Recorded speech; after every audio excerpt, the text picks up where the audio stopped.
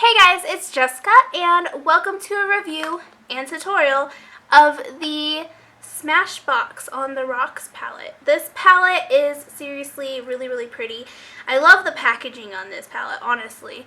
Like, I adore the packaging on this palette. And if you want to compare it, here's the Lorac Pro, which is probably the thinnest palette I have.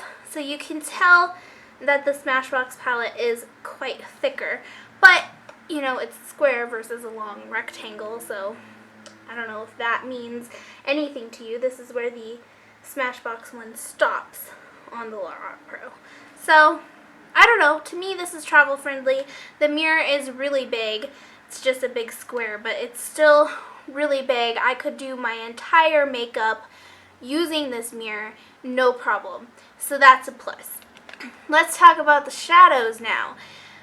Alright, so these shadows are really hard to work with. I'm not even going to lie. I definitely prefer using my fingers over brushes. However, I really wish I could get the precision of a brush because these shadows get everywhere. They are just not awesome to use.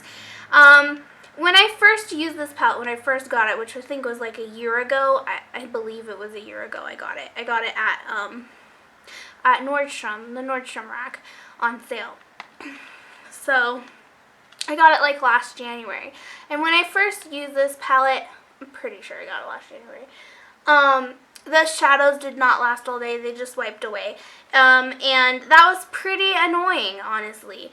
Now though, if I apply it with the right primer, which I've been using the Hard Candy primer actually, then I do a really good job of or the shadows do a really good job of sticking, and they last all day.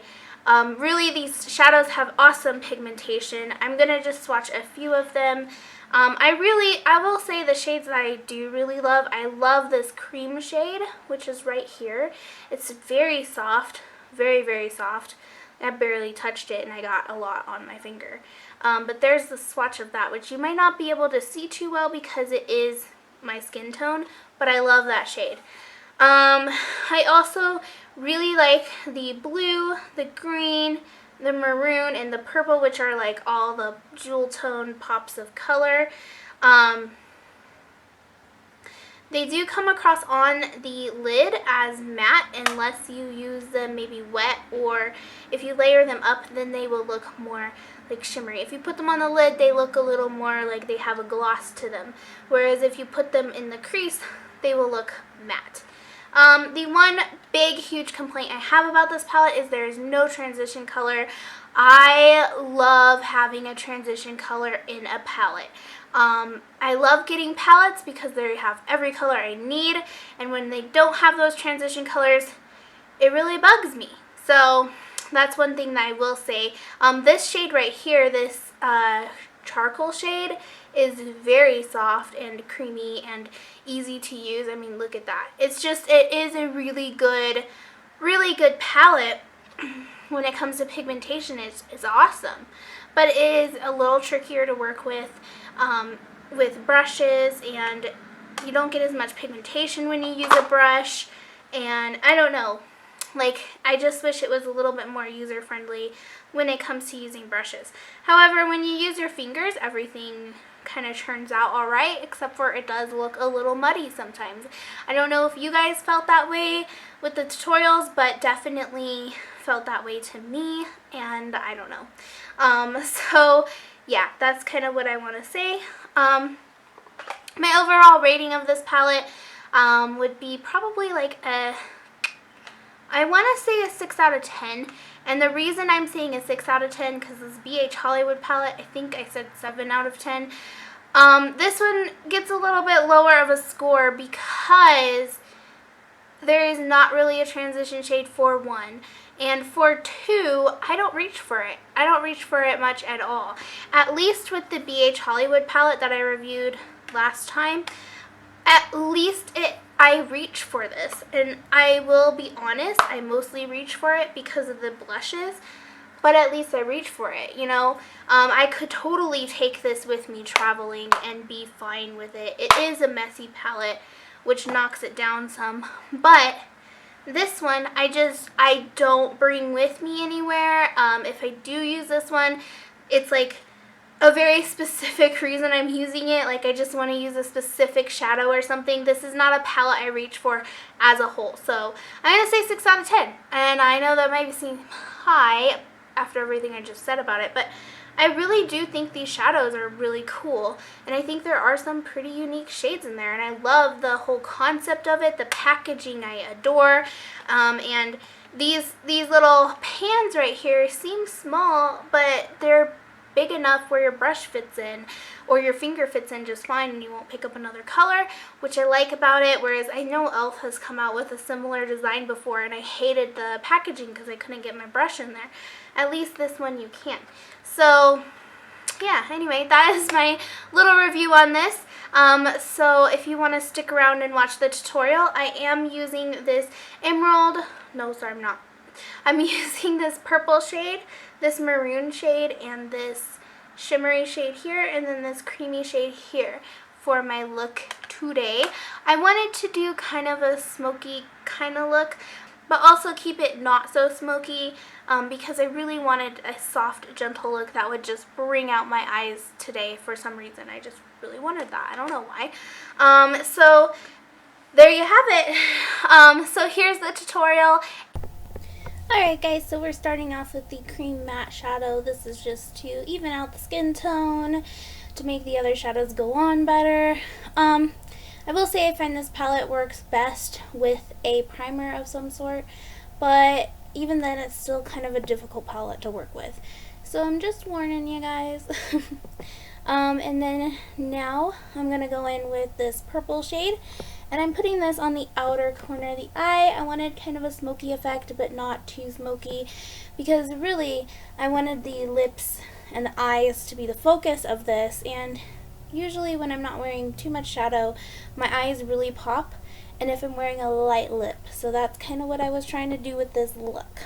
Now I'm going in with the burgundy shade, which I didn't actually show you guys, but it's like a maroon, like burnt red kind of shade, but it comes more off as brown on the skin. But anyway, I put that kind of as a transition shade between the purple and then the last shade I'm going to use, kind of to make a gradient effect. So that's what I did there.